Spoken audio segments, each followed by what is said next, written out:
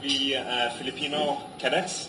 It's part of an expedition around the world to really put focus on climate change, sustainability of the oceans, and plastic in the oceans.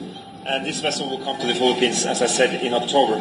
In the margins of this important event of this vessel coming to Manila, we are organizing a conference on maritime and energy issues, and I have invited the President-elect to come and speak at the conference about renewable energy in the Philippines. So the main topic of our conversation was climate change and renewable energy. Norway has big investments in the Philippines in renewable energy, and more companies and more investments will come in the coming years. Offshore wind, floating solar, and also hydro. So that's the plan for the future for Norway and the Philippines, really to increase our imprint on renewable energy in the country.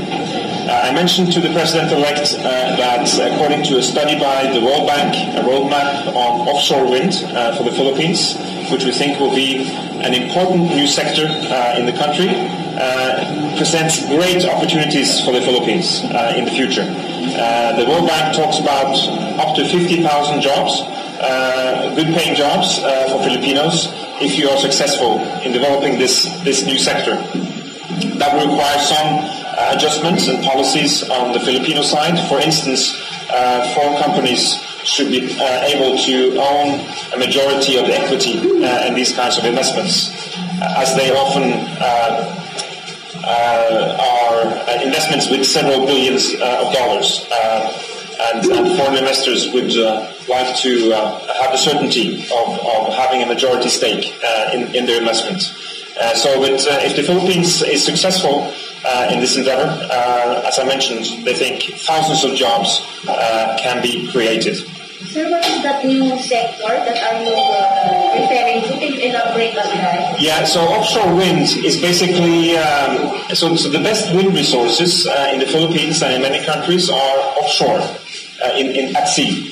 And actually in the areas of the sea where you would need floating solar, so the windmills will float in the water.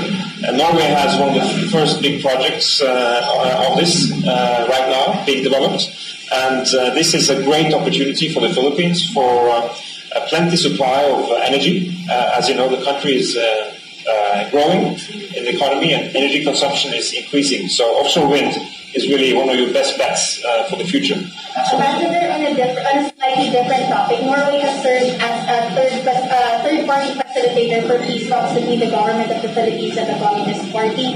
Was this discussed during your meeting with the President-elect, and what did he say about it?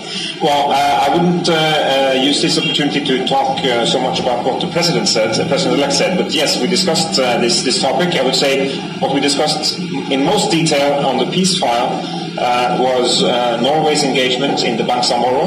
Norway is the vice chair of something called the Independent Decommissioning Body, charged with decommissioning former combatants. We have achieved 20,000 former combatants being decommissioned so far out of 40,000, so we are halfway there, and we look forward to continuing our support to bring peace to the Bansang, also during the next administration. Thank you, Ambassador. Yeah, thank you so much.